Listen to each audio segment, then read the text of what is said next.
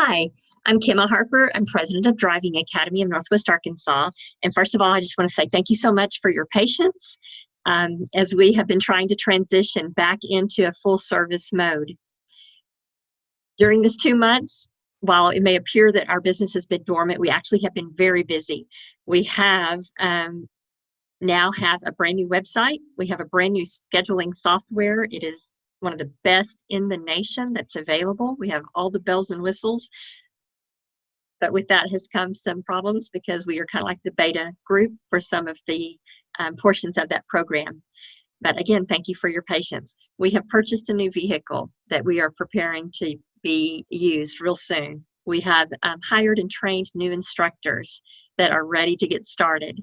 And what I'm going to do now is explain to you what you need to know, because even if you've been through our program before, you need to hear this explanation, probably even more so, because we made some major changes. The changes came because when we did our first virtual driver ed class with the typical 6-hour day that we have ended up doing, it was way too long. It was too long. The kids were just brain dead. And with it being a virtual, it was harder to keep them interactive for all 6 hours.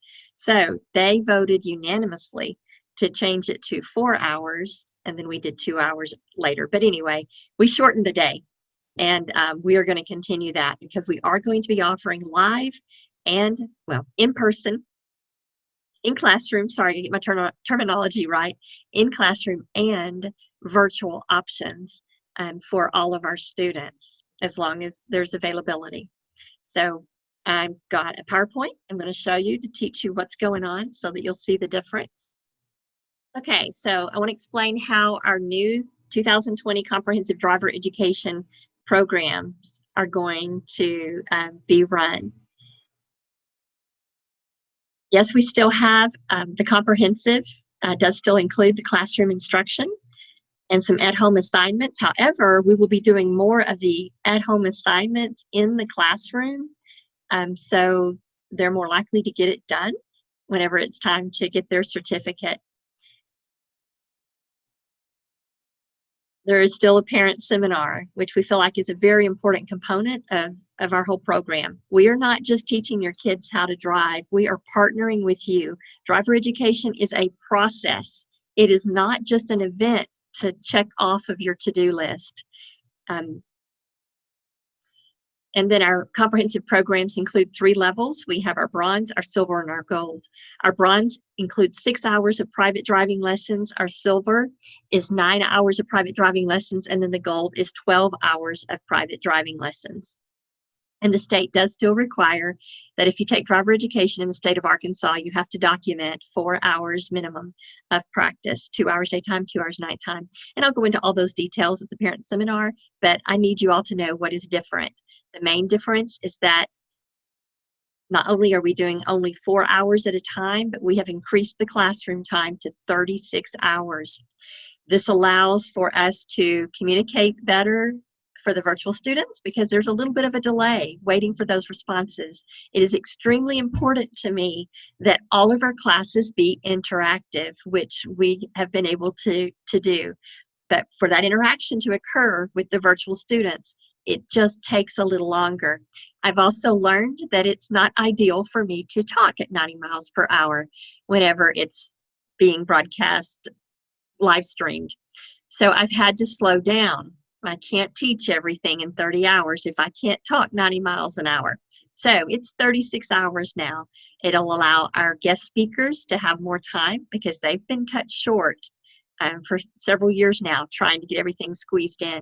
So 36 hours, the breakdown is still pretty much the same, but we've had to make changes, of course, like every other business due to everything going on.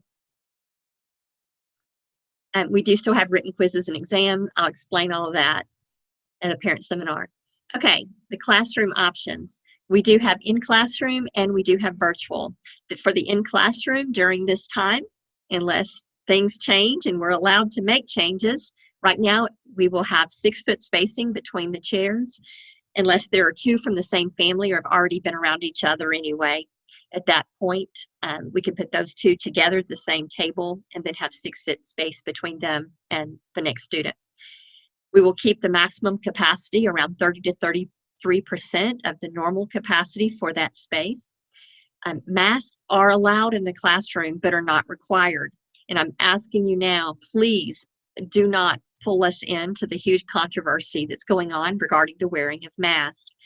One side of the chasm may have very strong arguments regarding why masks should be worn, and the other side of the chasm may have very strong arguments supporting why masks should not be worn. We don't want to be the judge on that. We don't want to judge either side. We just ask that you research both sides and then respect others' decisions. We are just a small business desiring to serve as many residents of Northwest Arkansas as possible, and we're trying to stay afloat during this extremely challenging time. So we just appreciate your patience and your understanding in that area. The student does have to pass our screening questions and procedures to be allowed to stay in the classroom. We ask that they make sure they pass them in advance before they even come. And let me just go ahead and let you know what those are. So we will be asking, do you have a temperature of 100.4 degrees Fahrenheit or higher? And then we will check every person's temperature when they first arrive in the morning, or at the beginning of driving lessons too, for that matter, with a non-contact digital thermometer. Are you or a family member experiencing any sign or symptom of a respiratory infection, such as fever or cough or shortness of breath that is new or changed? Have you been in close contact with a laboratory-confirmed COVID-19 patient or person under investigation for COVID-19? Have you or a family member traveled in the last 14 days outside the country to an area within the U.S. that is considered high risk? We're identifying our high-risk areas as the places that are considered the highest level of hotspots through the New York Times website. So I'll have to give you that link elsewhere, or you can research that on your own, Google it yourself and find it. Classroom options. The other option is virtual. Whenever we do virtual, I will not be using this camera on my laptop like I am right now for this purpose. We do have high quality audio and visual equipment in the classroom. It looks like a little mini studio. We went from borrowed equipment to equipment that I've purchased for this purpose. And we will have a somebody operating the control center, another instructor actually helping. He'll be the person to reply to the chats, to make sure everybody on Zoom is staying engaged, and just to help me as needed in the classroom as well. Every student using the virtual option is absolutely required to use live audio and video streaming. We do not allow to have just a black rectangle for me to look at. I don't teach well if I don't see faces. I have to be able to interact with students, and the same is true for any of our guest speakers. We want to interact. We don't want to just look at a photo, a still photo of the person. We want to see the actual person. They must be highly visible. They must have enough light in their face, not light behind them that makes them a silhouette. We want to see their face, and they must be close enough to take up 1/3 of the screen. So I guess if I get a little closer, this is 1/3 of the screen. Attention will be checked several times per hour using various means. And we have an official bulletin that explains how we're going to handle that. I'm not going to go into that detail now. If you're interested, you can read about it in our official bulletin that is on our website. Okay, so even though we've added hours, we have the prices remain the same. We even have an option for scholarships for a certain type of format. I'll explain that in a minute. The 36 classroom hours are now divided into Block AB and Block C. There'll be a total of 9 days with 4 hours per day of classroom instruction, with the opportunity to schedule some driving lessons during and or after the Block AB and before Block C. A family could actually choose a combination of options for their teen students that would require as few as 2 days in the classroom, or as many as 9 days actually in classroom. And there are also some options that would give you 5-day in classroom or 6-day in classroom. The remaining days would be being attended virtually. So Block AB is scheduled on 5 consecutive days. That's usually going to be Monday through Friday, except for Memorial Day week, which is Tuesday through Saturday. You'll choose either the 8 a.m. to the 12 p.m. time slot or the 1 to 5 p.m. time slot. The first day of Block AB must be in person for every student. And on that first day, we will keep students in smaller groups of 12 to 14 students, and we will rotate them through 3 different necessary stations. Look for signs in the stairwells of our building, or if we're in Fayetteville at the Hilton Garden Inns, just at the entrance and as you come in, for instructions. The remaining 4 days of Block AB may be virtual or in classroom. Block C is scheduled on 4 consecutive days, typically Tuesday through Friday. Those will be also either 8 a.m. to 12 p.m. or from 1 to 5 p.m.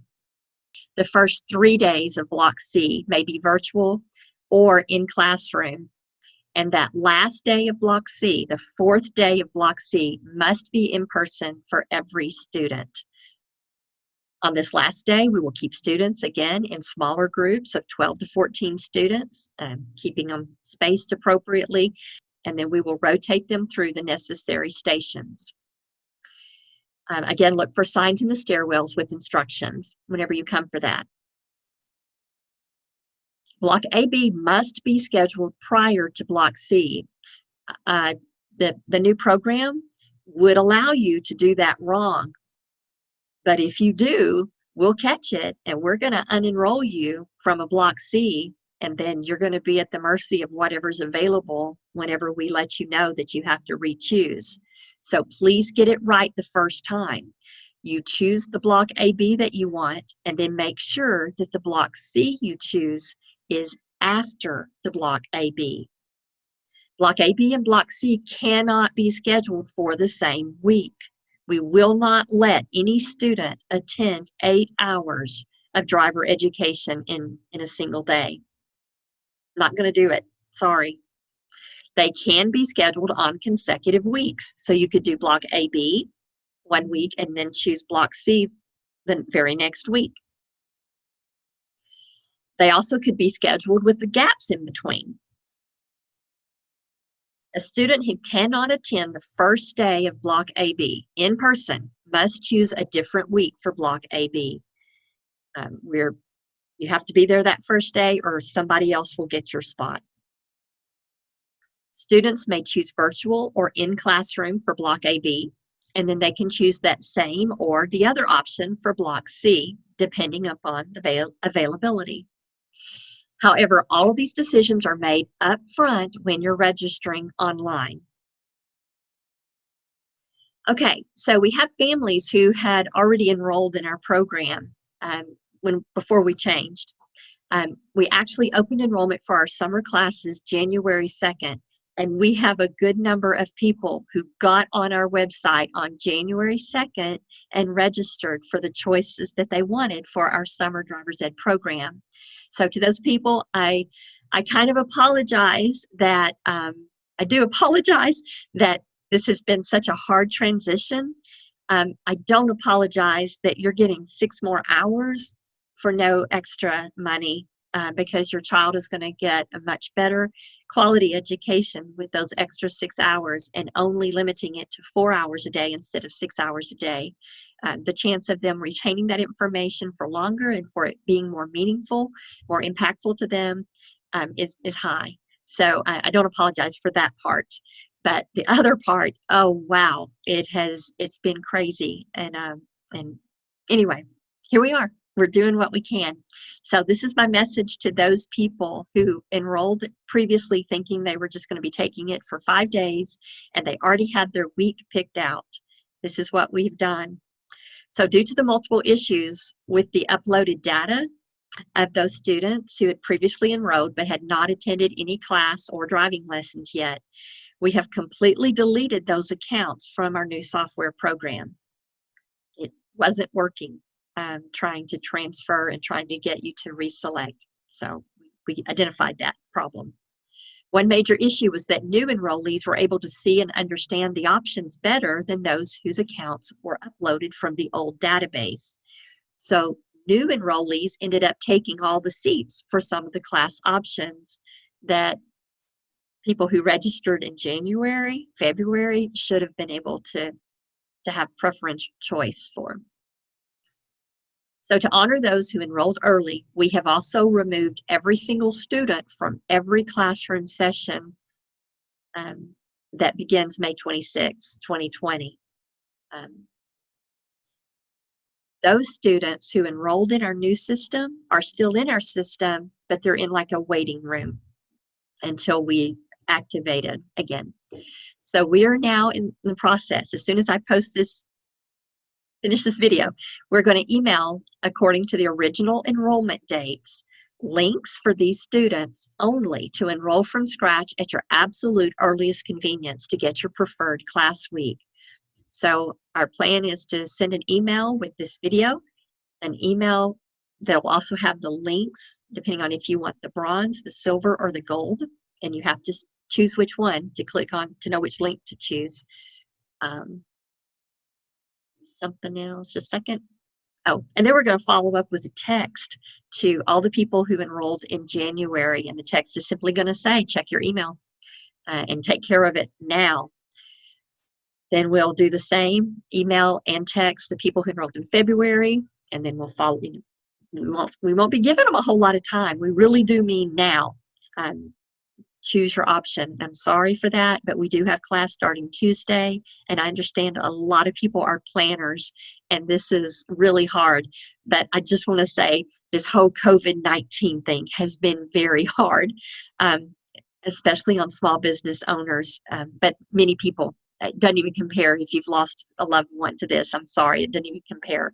But we just appreciate any grace or patience that you can extend to us, and we will do our best to do the same for you. Also, those people, whenever you get to the payment page, you're going to choose mail-in payment. So I'm talking to the people who had already registered in our old program. When you re-register in our new program from scratch, choose mail-in payment, please. Then once we get that, at our earliest opportunity, we will enter as a cash payment whatever amount you had already paid. We still have access to the admin side of our other program. So we still know if it was a credit card payment or a check or whatever. But the only thing we can do for the new program is just enter it as a cash payment. At that point, if you want to pay more, you can log into your account and do that. Okay, I'm jumping now to parent seminar. See if there's anything else I need to say. So we'll send those out. Hopefully we'll have it all done today. I really do need you to register as soon as possible. Okay, parent seminar. Every student must have a parent or legal guardian attend our 2-hour parent seminar, ideally before class begins. But it must happen before the student will be allowed to schedule any driving lessons. So that's something new that we are doing. We are still holding to if a parent has attended within the last 3 years of their student's first day of class, because they have another student that went through the program. And if that former student graduated from our program, then we will give you credit for that. And then this video is hopefully catching you up to date on the changes to our program. So we'll say that the rest of it is still good that we teach in a parent seminar. The in-classroom option in our classroom is limited to 12 people or 14, just like we said as far as the students. So it's also true for our parent seminar. And if it includes 2 adults who can sit next to each other at one table, so we could do that for 2 different couples, I guess, but otherwise maximum of 12, 14, if we have 2, whatever. Okay, in the classroom options at the Hilton Garden Inn in Fayetteville, they are allowing us to lease rooms that are spacious enough for us to have a full-size, in-person, in-classroom group while allowing for the recommended spacing. So we're excited about that. We still love our in-person. So who may attend or remain in one of our virtual parent seminars? So I tried this Tuesday night doing a virtual parent seminar. I actually had one before and it went fine, but the one Tuesday night, it didn't go so well. I had a lot of black boxes. I had streaming of people's ceiling fans, their ceiling, their walls. I don't do well that way. I'm sorry. In order for you to get the full benefit of our parent seminars, I have to be able to see your face and interact with you. I don't just teach stuff. I teach people, and I've got to interact with people. So who can attend or remain in one of our virtual parent seminars? Only parents who chat to the host their own full name and their teen student or teen students' full names, and keep their name visible on the screen. If you know how to rename yourself on Zoom, then sure, go ahead and do that. Put your first and last name, please. If not, because you chat to our host will be able to rename you and put your full name. And we need that to stay there throughout the whole parent seminar if you want to stay in the seminar. Only parents who use two-way audio-visual live streaming during the meeting with mute on only if the background noise cannot be avoided. I want to hear your responses when everybody is muted. It's just silence. I need feedback. So, turn off the TV in the background, turn off the radio. If you can put the dog outside, if it's safe or whatever, just to help us be able to interact. Just cut out as much background noise as you can and mute it only when needed, because background noise is definitely distracting to everyone. Only parents whose faces we can see clearly, just like I require of the teen students. I need that from the parents. It really it doesn't help me when I've got parents who are so far back like this, I can't even tell if their eyes are open or if they're just watching TV or something. That doesn't help me. Or if it's so dark in front and light behind that I just see a silhouette. I need you as if you're really there in person. That's how I teach, and that's what I require of our students. And if that isn't possible, I'm going to instruct the host just to remove. They'll chat and say, we need to be able to see you. And if that doesn't happen, then we just remove you from the Zoom meeting, and you'll have to come to a different parent seminar. I'm sorry, but these are important. Okay, moving on. So this is our response to COVID-19. I just want to address this very quickly. We are definitely taking safety precautions. The health and safety of our students and instructors is our highest priority. Think about what we do. We try to save lives. We try to reduce people's risk of being involved in the collision. So we are taking this seriously as well. As we resume in-car lessons, we are taking all precautions recommended by the CDC. Detailed documentation of our protocol could be provided upon request. Students, instructors, and passengers must wear an appropriate face mask covering the nose and the mouth. We can't stay 6 feet apart in the car. So as of now, we're requiring the mask. They must pass the health assessment survey, submit to a no contact temperature scan. They have to have less than 100.4 degrees Fahrenheit. And then they have to thoroughly wash their hands prior to entering the vehicle. Please note that the students must bring their own clean mask for their lesson. We do have some, and every instructor is carrying around a supply of clean masks. And I think we charge like $3, which we'll do later. You won't pay it then, but we'll just add it to your account because we started out kind of going an expensive route. Sorry about that. Our response to COVID-19 continued. If you have a current permit or license, have attended at least one day of classroom instruction for the teens, and have a zero balance, and are not disqualified by any reasons listed that I already told you, you may at your own risk schedule and take private driving lessons. For the safety of our instructors and others, you may not schedule a lesson if any of the following apply to the student. Okay, and I've already read these, so there they are again. Didn't I read these? Okay, sorry. Our response to COVID-19 continued. To exercise discretion and consideration for our instructors and other students, do the following if you have traveled outside of Northwest Arkansas recently. Here it is. So there, it's New York Times article, so we'll send that link in the email. Scroll down to the hot spots. We're looking for counties with the highest number of cases per resident section within the article. Do not schedule any class or lessons with the Driving Academy of Northwest Arkansas for a minimum of 14 days after you return if you travel to one of these identified hotspot areas. The highest, what they consider to be the highest level of hotspot is what we're eliminating. Avoid scheduling classes or lessons for a minimum of 14 days after you return if you have any concerns regarding other places that you've traveled, even if they are not listed as a hotspot in the article. I have told my instructors they are not to be judge over this. Don't tell them, oh, well, I've been to so-and-so place. Is that okay? We want you to go to this website and you find out. You've got to be the one to make that decision. And then you answer the question according to your knowledge, educated knowledge in that area based on that website. My instructors are not to make those decisions.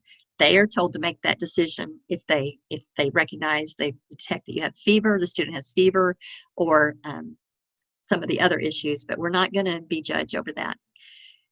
We recommend that you do not take a lesson during this time if either of the following apply to the student. You, a member of your household, or someone with whom you have close contact is at higher risk for developing more serious complications from COVID-19 illness if contracted. So maybe older adults and people who have severe underlying chronic medical conditions like heart or lung disease or diabetes, or you or a family member does not feel safe or comfortable with you taking a lesson during this time, then please don't. So here we go. This just shows you the yellow is block AB. Remember, block AB has to be before C. Here's June. It also tells you, excuse the messiness there, but it also tells you that there are, whether or not there are classroom or virtual options. You'll see that there's pretty much a pattern that the live options are from 8 a.m. to noon. I know there might be an exception somewhere, but pretty much that's when I'll be teaching. So instead of me teaching 6 hours or 8 hours every day, I'll be teaching 4 hours because 2 of my team members have figured out how to clone me, and your student really won't be able to tell the difference. They'll still have a live host instructor interacting with them, and they'll do everything themselves. They'll play Kahoot for real with their class. They'll do like SurveyMonkey things with their class, polls, chat with a live instructor, host instructor that's there.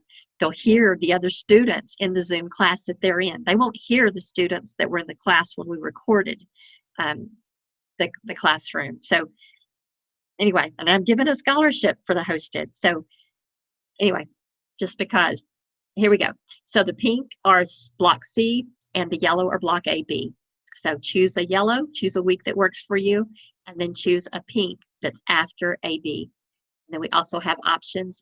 These are the ones in Fayetteville. I wish I could have made these different. So these, here it says, these are Fayetteville, June 15th through 19th and June 22nd through 26th. Remember that first day must be in person, first day of block AB, and the last day of block C must be in person. So somebody could come in person if they wanted to all week in Fayetteville this week, and then block C these 4 days of the following week. But there's a lot of other combination options as well. We have options in July. And there are some weeks I'm not teaching at all. I'm taking off this week.